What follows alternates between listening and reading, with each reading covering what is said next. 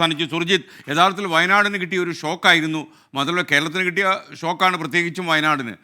കാരണം ഇത് കഴിഞ്ഞ് ദുരന്തങ്ങളുണ്ടായ സ്ഥലത്തൊക്കെ തന്നെ വളരെ വേഗം കേന്ദ്ര സർക്കാർ ഓടിയെത്തിയപ്പോൾ വയനാടിനെക്കുറിച്ച് അവർ മിണ്ടുന്നില്ല. പറയൂ. SKN വലിയ രീതിയിലുള്ള ഒരു സമര പരമ്പരകൾക്ക് തുടക്കം കുറിച്ചിരിക്കുകയാണ് ഇന്നലെ രാത്രി മുതൽ. അതായത് ഇത് ദേശീയ ദുരന്തമായി പ്രഖ്യാപിക്കില്ല എന്നുള്ള തീരുമാനം വന്നതോടെ, അത്തരത്തിലൊരു കത്ത് പുറത്തു വന്നതോടുകൂടി പ്രതിഷേധ പ്രകടനവുമായി ആദ്യം രംഗത്തെത്തിയത് DYFI ആണ്. DYFI കൽപ്പറ്റ നഗരത്തിൽ വലിയ രീതിയിലുള്ള പ്രതിഷേധ പ്രകടനം ഇന്നലെ രാത്രി നടത്തി. ഇന്ന് UDF വിഷയം ഏറ്റെടുത്തു. UDF വാർത്താ സമ്മേളനം വിളിച്ച് ഹർത്താൽ പ്രഖ്യാപിച്ചു. ഇതിന് തൊട്ടു പിന്നാലെ LDFും സമാനമായ രീതിയിൽ തന്നെ ആ പ്രഖ്യാപനം നടത്തി. ഈ വരുന്ന ചൊവ്വാഴ്ച, അതായത് 19-ാം തീയതി വയനാട്ടിൽ ഹർത്താൽ ആചരിക്കാനുള്ള തീരുമാനത്തിലേക്ക് എത്തിയിരിക്കുന്നു. ഇന്ന് നൈറ്റ് മാർച്ച് സംഘടിപ്പിച്ചു. LDFിൻ്റെ ആഭിമുഖ്യത്തിൽ LDFിൻ്റെ നേതാക്കളെല്ലാം തന്നെ പങ്കെടുക്കുന്ന വിധത്തിൽ വളരെ വിപുലമായ രീതിയിൽ വലിയ രീതിയിലുള്ള സന്നാഹങ്ങളോട് കൂടി തന്നെ ഒരു പ്രതിഷേധ മാർച്ചാണ് ഇന്ന് കൽപ്പറ്റ നഗരം കണ്ടത്. കൽപ്പറ്റയിൽ മാത്രമല്ല, സുൽത്താൻ ബത്തേരിയിലും മാനന്തവാടിയിലും സമാനമായ രീതിയിൽ തന്നെ നൈറ്റ് മാർച്ചുകൾ LDFിൻ്റെ ഭാഗത്ത് നിന്ന് സംഘടിപ്പിച്ചു. മാത്രമല്ല, പ്രാദേശിക തലത്തിൽ UDFും സമാനമായ രീതിയിലുള്ള പ്രതിഷേധവുമായി രംഗത്തെത്തി. ഇതിൽ സംസ്ഥാനം ഉന്നയിക്കുന്ന ആവശ്യം തന്നെയാണ് LDFും UDFും ഒരുപോലെ തന്നെ ആവശ്യപ്പെടുന്നത്. L3 കാറ്റഗറിയിൽ ഈ ദുരന്തത്തെ പെടുത്തണം.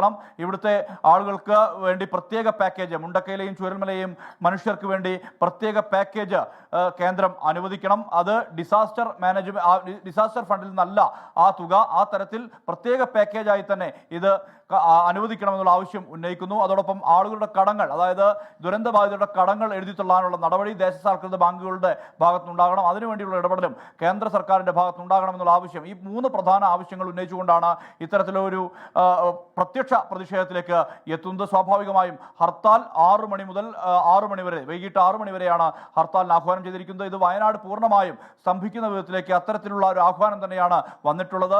കടകമ്പോളങ്ങൾ അടയ്ക്കണം, അതോടൊപ്പം തന്നെ ഈ വാഹനങ്ങൾ നിരത്തിലിറക്കരുത് തുടങ്ങിയ അഭ്യർത്ഥനകളും ഇരു മുന്നണികളും ഒരുപോലെ മുന്നോട്ട് വെച്ചിട്ടുണ്ട്. അക്ഷരാർത്ഥത്തിൽ ഒരുപക്ഷെ വയനാട് സ്തംഭിക്കുന്ന വിധത്തിലേക്കുള്ള ഒരു ഹർത്താൽ തന്നെയാകും ഇത് എന്നുള്ളതാണ് കാണുന്നത്. ഒരുപക്ഷെ ദേശീയ തലത്തിൽ ശ്രദ്ധ കിട്ടുന്ന വിധത്തിലേക്ക് ഈ പ്രതിഷേധം മാറണമെന്നുള്ള ആഹ്വാനം തന്നെയാണ് UDFും LDFും ഒരുപോലെ പറയുന്നത്. ഈ വിഷയത്തിൽ ഒരു പക്ഷേ UDF സംസ്ഥാന സർക്കാരിനെയും വിമർശനമായി രംഗത്ത് വന്നിട്ടുണ്ട്. പ്രത്യേകിച്ച് തെരച്ചിൽ നിർത്തിയത്, അത്തരത്തിലുള്ള വിഷയങ്ങൾ, ധനസഹായം പലർക്കും ലഭിച്ചില്ല എന്നുള്ള ആക്ഷേപം, ഇതെല്ലാം തന്നെ UDF ഇപ്പോഴും ഉന്നയിക്കുന്നുണ്ട്. ഒരുമിച്ചുള്ള ഒരു പ്രക്ഷോഭത്തിന് സാധ്യതയുണ്ടോ എന്നുള്ള ചോദ്യം മാധ്യമപ്രവർത്തകർ ഇരു പ്രസ്ഥാനങ്ങളോടും ഇരു മുന്നണികളോടും ചോദിച്ചതാണ്. പക്ഷേ ആ ഘട്ടത്തിൽ ഒരുമിച്ചുള്ള പ്രക്ഷോഭം എന്നുള്ള തരത്തിലല്ല, അതിന് ഇരുവരും വഴങ്ങാൻ തയ്യാറല്ല എന്നുള്ള തരത്തിലുള്ള ഒരു പ്രതികരണമാണ് ഇരുവിഭാഗം നേതാക്കളുടെ ഭാഗത്തു നിന്നുമുള്ളത്. എന്തായാലും സമരങ്ങളുടെ വേലിയേറ്റത്തിലേക്ക് ഈ ഒരു വിഷയം മാറുകയാണ്. അത് കേന്ദ്ര സർക്കാരിനെതിരെയാണ്. പ്രധാനമന്ത്രി ഇവിടെ എത്തിയിരുന്നു. ഓഗസ്റ്റ് മാസം 9-ാം തീയതി തന്നെ ഇതുമായി ബന്ധപ്പെട്ട അന്വേഷണം നടത്തി കേന്ദ്ര സംഘം മടങ്ങിയതാണ്. എന്നിട്ട് പോലും ഇത്ര കാലമായിട്ടും ഈ ദുരന്തവുമായി ബന്ധപ്പെട്ട് പ്രത്യേക ധനസഹായം അനുവദിക്കാൻ കേന്ദ്രം തയ്യാറായില്ല എന്നുള്ള ആക്ഷേപം പൊതു നിലനിൽക്കുന്നുണ്ട്. എന്തായാലും പ്രക്ഷോഭ പാതയിലേക്ക് നീങ്ങുന്നു വയനാട്. SKN.